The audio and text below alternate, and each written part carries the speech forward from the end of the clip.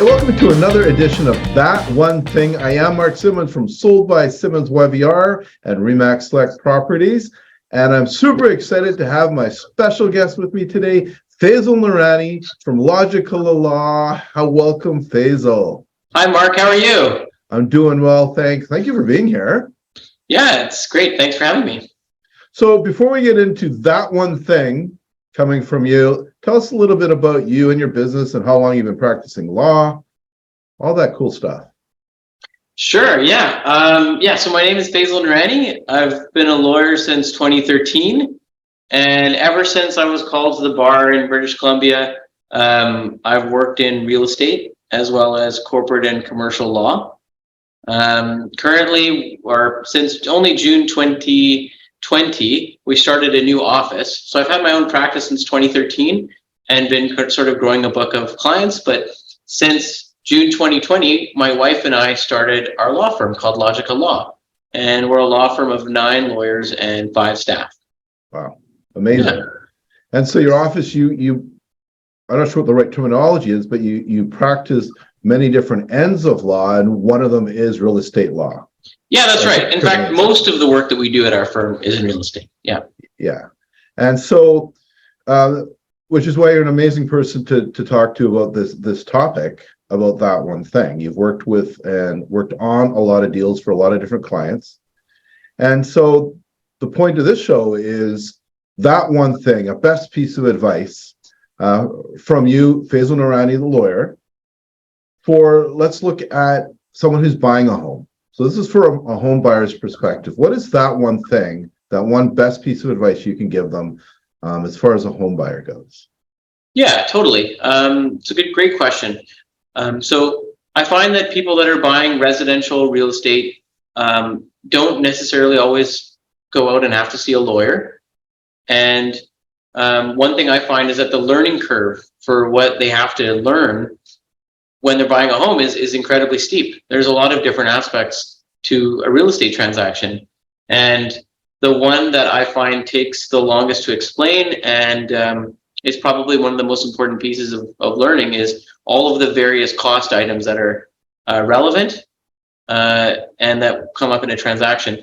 And this is outside of general liabilities that come up when you buy a piece of real estate, including, review of title and that sort of stuff. But cost seems to be the common thread of, where people are having to learn a lot. And so the first thing that comes to mind is GST. So when someone buys residential real estate property that's used anywhere in Canada, it's governed by the Excise Tax Act, which is how GST is collected and remitted to the CRA. And so the most common exemption for GST is for used residential property. So when you go in and buy a used house or used condo, typically that transaction should be exempt from GST. Right. But on the other hand, when you buy a new property or one that's never been used before, so it could even be it could even be a new development, but if the seller actually never lived there, it's still GST taxable. So GST is a very important item, both in terms of sorting out liability in the contract, but also a huge cost item if you have to pay it as a buyer. Mm-hmm. The second big one that always comes up is property transfer tax. Property transfer tax is a one-time tax. It's collected by the Minister of Finance in British Columbia. And for people who are Canadian citizens or permanent residents of Canada, it is 1% of the first $200,000, 2% between above $200,000, and then over $3 million, it's 3% of the gross purchase price.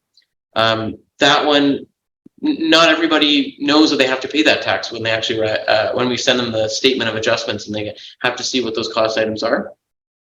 There's additional property transfer tax if you're not a Canadian citizen or permanent resident of Canada.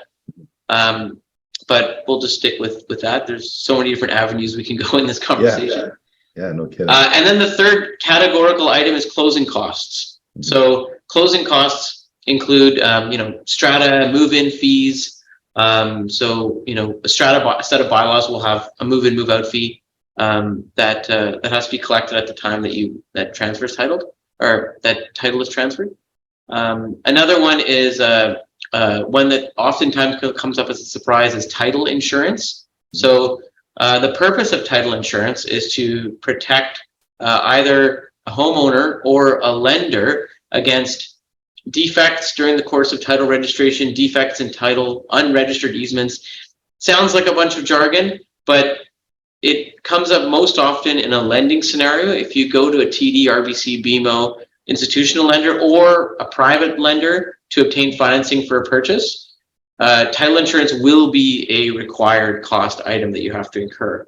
And that can be anywhere from $100 to a few $1,000s, usually depending on the purchase price and somehow a degree of risk that's assessed by the underwriter. Another one that comes up is insurance binders. So I hope I don't go too long here, but under the Strata Property Act, every strata corporation has to have an insurance policy that insures all of the common aspects of the building, typically a building or complex. And any lender will require that insurance binder, respective to that strata lot that's being purchased, names the lender as the first loss payee. Mm-hmm. So you would need to get an insurance binder. If you're buying a detached home, usually you're setting up a new policy of insurance, and usually the binder fee is waived by the broker because they're essentially obtaining a new piece of business. Another one that comes up obviously is legal fees. So you'll have to pay your lawyer or notary in British Columbia whatever their legal fees are to complete the purchase. And if you're relying on a private lender, you will also be paying the private lender's lawyer fees as well. Private lenders have all sorts of fees associated with the facility, but they'll never pay their own lawyer. So you'll also have to pay their lawyer if it's a private lender. Yeah. So those are some of them that come to mind. Yeah. So if you've done this a lot, then you know a lot about a lot of the costs that come up if you've bought and sold a lot of properties. But if you're a new buyer and new to the market, there's a lot to know here. And it feels like that one thing and where you're guiding us is understand all the things, all the information that you need. And the best way to understand that is by talking to you as a lawyer who understands real estate. Absolutely. And I think that's all the more reason why it's so important for new home buyers that the lawyer takes the time to walk them through all of the steps that are involved. Like I said from the beginning, it's a massive learning curve, and especially so for first-time home buyers. Yeah, and I know from hosting open houses in new construction, and people are looking at, it's $1.5 million. I'm going, yes, and there's GST on here, which is times that by the 5%, times $1.5 million, plus the property transfer tax.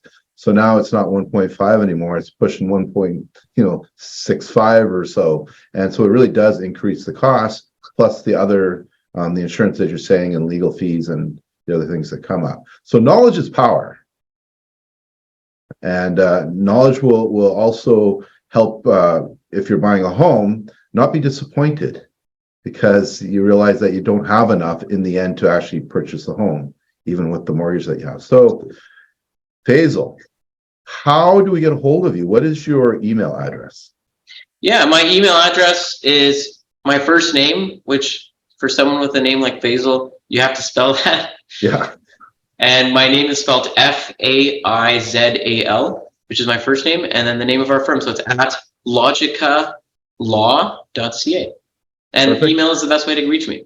Okay, and how about a phone number? Phone number, our office line is 604-969-0699. Great. So at the end of the video, there will be, the last screen will have all of Faizal's information with the right spelling of your name. And appreciate it. Don't do this alone.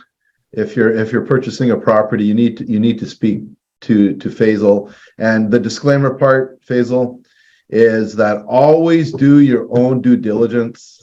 We're bringing you some advice and some information, but do your own due diligence. Make the phone call, sit down in front of Faizal and have a conversation with him about all the things that he talked about, so you're in the know and there's no surprises. Right? Absolutely. All right. And unlike most lawyers, when my phone rings and I pick it up, I'm not hitting a timer, especially for people that want to chat about their purchase or sale. You'll always know that you're paying for something before you have to pay it. Yeah. So in the theme of no surprises, there's no surprises. That's right. Yeah, perfect. Faizal, thank you so much for being here today. We really do appreciate it. Thank you, Mark.